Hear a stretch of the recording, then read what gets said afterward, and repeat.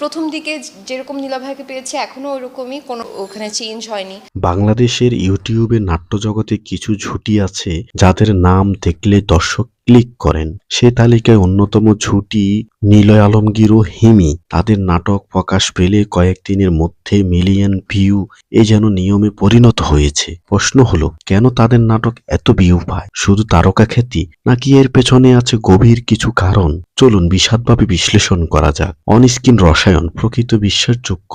নিলয় ও হিমির সবচেয়ে বড় শক্তি তাদের অনস্ক্রিন কেমিস্ট্রি। তারা যখন প্রেমিক প্রেমিকার চরিত্রে অভিনয় করেন সেটি কৃত্রিম মনে হয় না। তাদের চোখের ভাষা, সংলাপ বলার ছন্দ, অভিমান সবকিছু এতটাই স্বাভাবিক যে দর্শক গল্পের ভিতরে ঢুকে পড়েন। বিশেষ করে তরুণ দর্শকরা মনে করেন তাদের গল্প যেন নিজের জীবনের প্রতিচ্ছবি। ভিউ বাড়ানোর বড় কারণ মধ্যবিত্ত বাস্তবতা ও আবেগ তাদের বেশিরভাগ নাটকে দেখা যায়। মধ্যবিত্ত জীবনের টানাপোড়েন, প্রেম, বিয়ে, ভুল বোঝাবুঝি, পারিবারিক চাপ এসব পরিচিত বিষয়। বাংলাদেশের দর্শক সাধারণত এমন গল্পই বেশি সংযোগ খুঁজে পান। নাটকের গল্পে থাকে সহজ সরল প্রেম, সামান্য ভুল বোঝাবুঝি, আবেগঘন সমাধান, সুখ সমাপ্তি, তৃপ্তদায়ক ক্লাইম্যাক্স। এই আবেগের ওঠানামায় দর্শককে ধরে রাখে শেষ দৃশ্য পর্যন্ত। নিলয়ের সংলাপ ও আবেগী অভিনয়। নিলয় আলমগীর দীর্ঘদিন ধরেই রোমান্টিক নাটকের পরিচিত মুখ। সংলাপ বলার সময় তার কণ্ঠের ভারসাম্য, চোখের অভিব্যক্তি, আবেগ প্রকাশের ধারণ